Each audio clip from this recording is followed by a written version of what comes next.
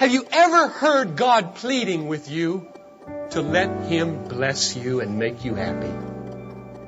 Are you listening? That's what verses 10, 11, and 12 are doing. The outstretched hands of a bountiful God pleading with a money-loving people, let me bless you with heaven.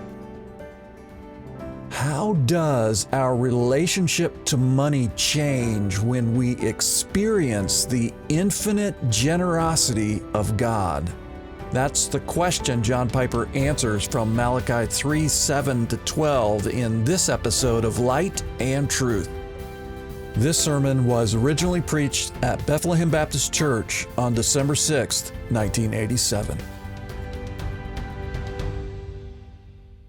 Before I say anything about that text, I want to try to answer a question, namely, why, when Paul in the New Testament endeavored to motivate Christians to give money to the cause of Christ, did he never use the command to tithe as part of that effort? And I want to begin by giving 3 things that are not the answer to that question. First, it is not because Jesus abolished the tithe. You never read anywhere in the teachings of Jesus, you have heard that it was said to you, bring ye all the tithes into the storehouse, but I say to you, 5% will do. Or 2. Or 1. In fact, what you do read in the Gospel writers is Luke 11:42, woe to you Pharisees, for you tithe mint and rue and every herb, and neglect justice and the love of God. These you ought to have done without neglecting the others. In other words, what Jesus said was never use tithing for a cloak or cover of injustice, horizontally, or lovelessness vertically. Rather, do those great things without neglecting tithing. So Jesus never condemned or wrote it off. He said, it's not the most important thing, but do it.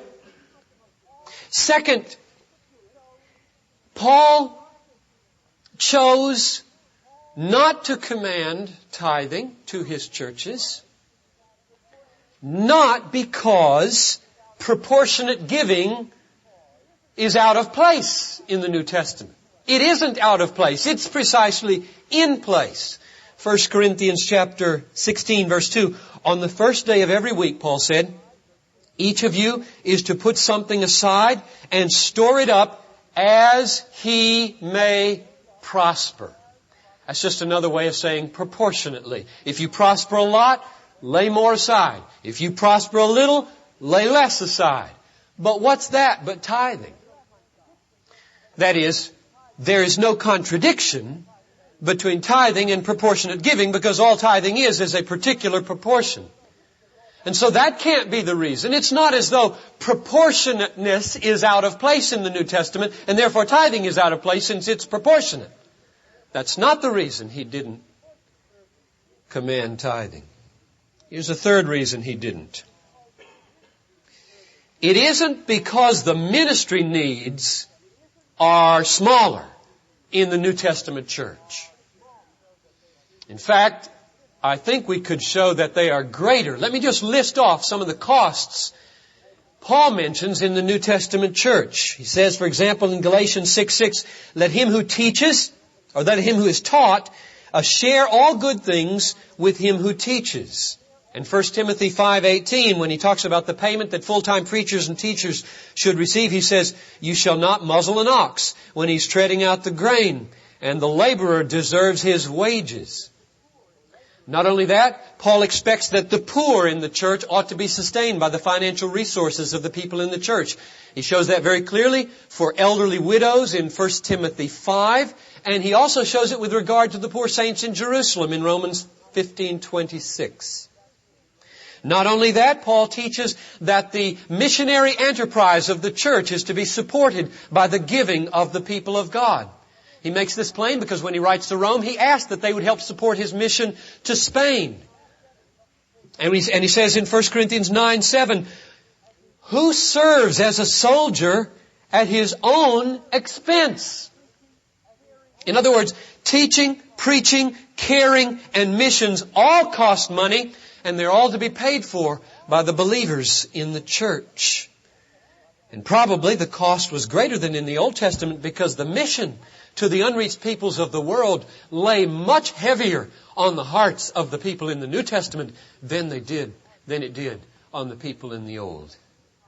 So, the reason that the tithe was not commanded by Paul in any of his letters is not because Jesus annulled it, nor because proportionate giving is out of place. It isn't. Nor because the need is smaller. It isn't. Well, why? Why didn't Paul take this dominant Old Testament command with regard to money and use it when he was trying to raise money among the churches? 3 reasons I'll suggest. Number 1, he didn't command the tithe because he wanted to emphasize willingness over constraint. 2 Corinthians 9:7, each one must do as he has made up his mind, not reluctantly or under compulsion, for God loves a cheerful giver. There's a principle there. The principle comes out again in the book of Philemon, this little 1-chapter book where he's writing to this fairly wealthy man who has a converted slave now, Onesimus, that he would send him back to Paul. Give him up, in other words. Be generous. And here's what he writes in verses 8 and 9. Though I am bold enough to command you, Philemon, to do what is required, yet for love's sake I prefer to appeal to you.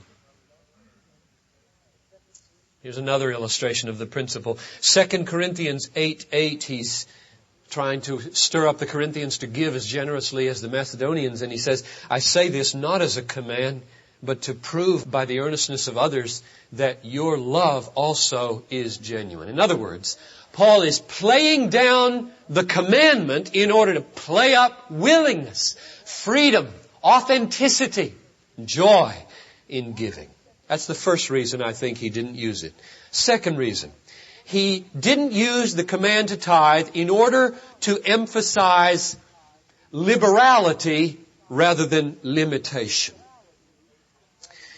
I get this from 2 Corinthians 8 verse 3, where he's commending these poverty-stricken Macedonians who were such a model to all the other givers. He said, they gave according to their means, that's proportionate giving, as I can testify, and beyond their means, of their own accord, begging us earnestly for the favor of taking part in the relief of the saints. In other words, Paul wants to play down commanding not in order to limit giving, but to unleash liberality that will go beyond strict proportion, like the Macedonians. Here's another illustration of that. 2 Corinthians 9:6, he who sows sparingly will reap sparingly, and he who sows bountifully will reap bountifully. In other words, the issue for Paul was not how to get people up to an acceptable minimum. The issue for Paul was how to unleash maximum liberality. And the command to tithe just didn't fit. It was too narrow. It was too limiting. It strove for a minimum. And Paul didn't want to strive for a minimum. Third reason I think he didn't use this command is because he wanted to stress the idea that all of our getting and all of our earning should be designed for giving. I get this from Ephesians 4:28. Let the thief no longer steal, but rather let him labor doing honest work with his hands, so that he may be able to give to him who is in need. In other words, for Paul, the alternative to stealing was not working so that you might get in order to have. The alternative to stealing was working so that you might get in order to give. And they're two totally different approaches to life.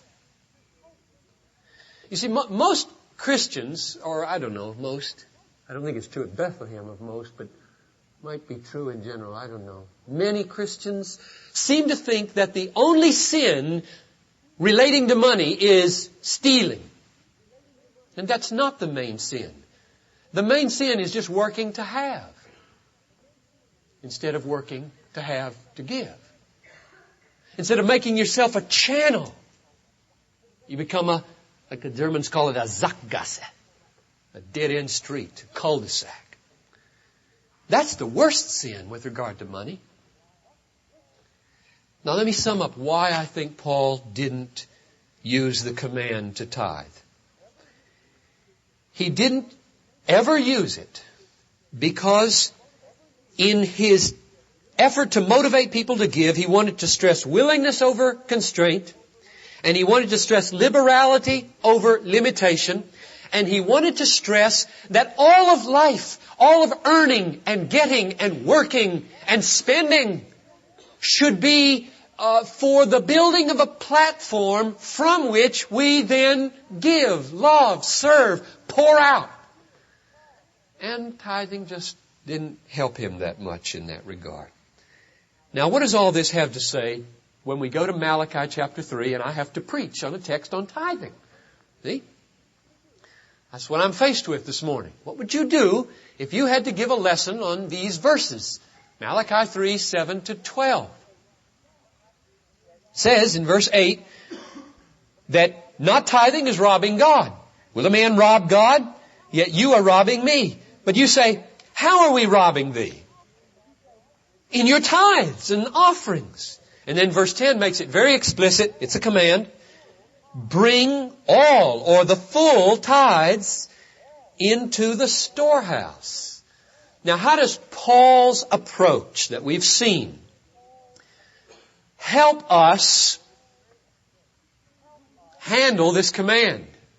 Do we set it aside or do we keep it? Is there a New Testament way of setting aside this commandment and a wrong way of setting aside the commandment? Well, I have deduced from Paul's handling of this issue of giving two guidelines that I'm going to use and commend to you for how to set aside this commandment. All right? I want you to follow Paul's guidelines for how you set aside this commandment. Guideline number 1 goes something like this. I'll illustrate it and then I'll state it in a sentence at the end of the point. If we are going to set aside the commandment to bring tithes into the storehouse because it sounds legal and slavish, and because we want to foster willingness and freedom, then let us beware of jumping out of the frying pan of legal slavery to a command into the fire of carnal slavery to greed and fear. You see, sin is an extraordinarily deceptive being. He lurks behind many doors, and there are two in relationship to tithing. There is a door called self-righteousness, and there is a door called self-indulgence, and sin lurks behind them both. He lurks behind this door of self-righteousness, and he sees the command to tithe coming, and he approaches him and says, "Come in, come in, come in." And then he boasts in his piety that he has made tithing a guest and fulfilled this command to the letter. If that's not your problem, don't think you're off the hook, because there is another form that sin takes over here behind the door of self-indulgence, and it sees this guest coming and it says, "Excuse me, we're full here. You go down to the legalist's house so that I can justify my purchases and my worldly pleasures."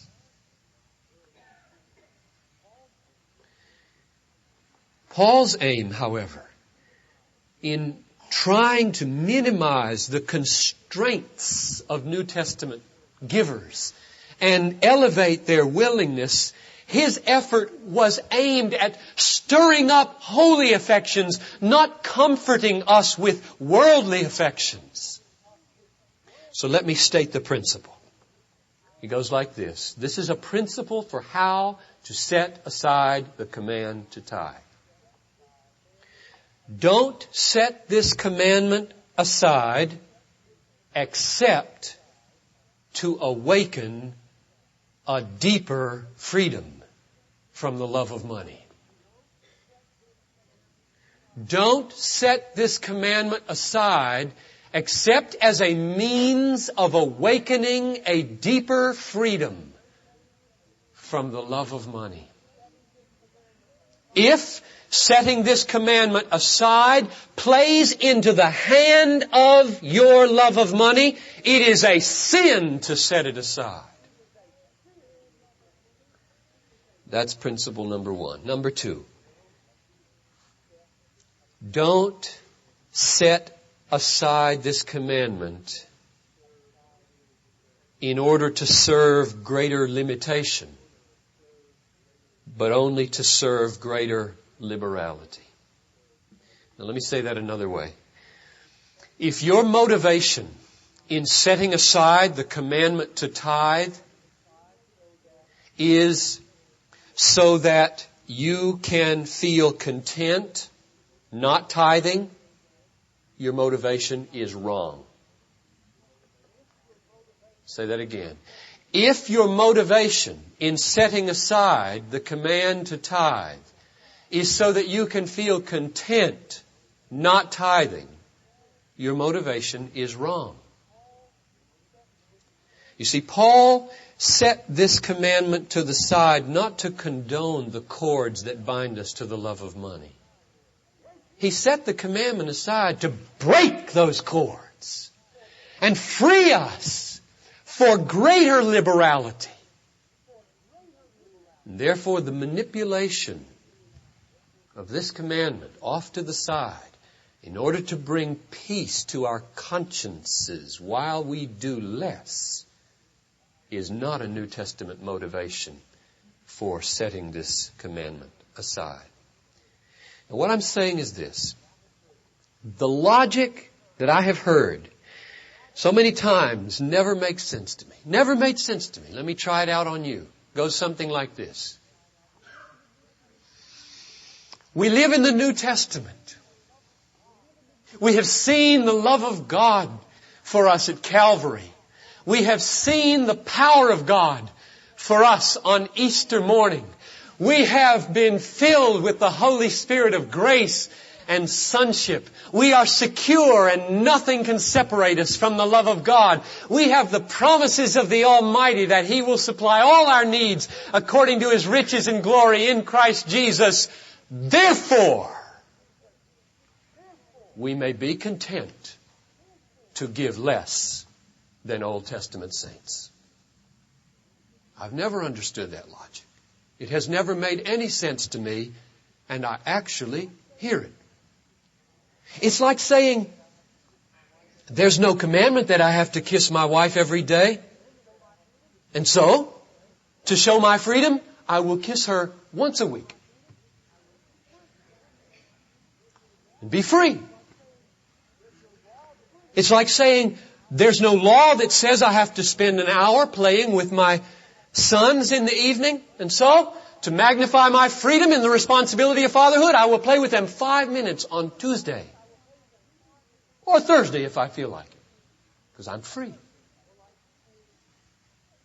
Or like saying, there's no commandment that I have to take a walk when the leaves turn gold in the fall or when the first snow falls. And so I will sit in my room and pull down the shades and show slides on my new super duper dissolver of last year's leaves.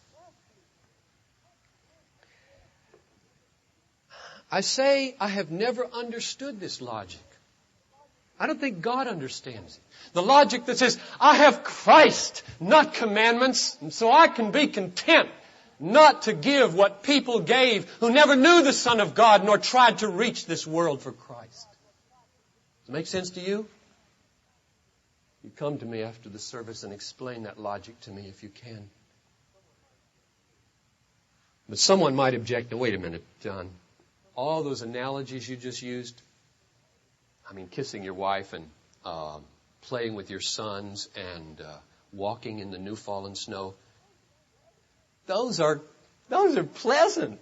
Tithing's not pleasant. Won't work. To which I answer, on the basis of 20 years of personal experience, on the basis of dozens of testimonies, and more importantly, on the basis of verses 10, 11, and 12, tithing is like that.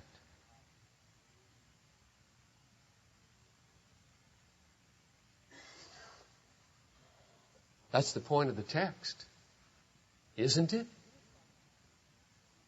It is like kissing your wife. It is like playing with sons. It is like walking through new fallen snow. I mean, do you hear the mercy in this text, or does tithing just sound to you like a weight? This text is all mercy. Let me show you, if you don't see it. Do you know who he's talking to? He's talking to people who question the love of God. Remember that 5 weeks ago? How hast thou loved us? He's talking to people who despise His name. How have we despised your name? He's talking to people who brought Him broken-legged, mangy, blind sheep because they love the profit of their sheep selling more than they love their God. He's talking to people who teach what is false. He's talking to people who break their covenants and oppress the hireling. How does He come to them in verses 10, 11, and 12? Like a judge? Let me paraphrase the way this God talks to you this morning, all you non-tithers. Listen, He says, test me. Test me. Prove me. Try me. I will open heaven. I will stop the destroyer. I will cause your vines not to miscarry. Test me. Test me. Does that sound like a judge? Have you ever heard God pleading with you to let Him bless you and make you happy? Are you listening? That's what verses 10, 11, and 12 are doing. The outstretched hands of a bountiful God pleading with a money-loving people, let me bless you with heaven, with power.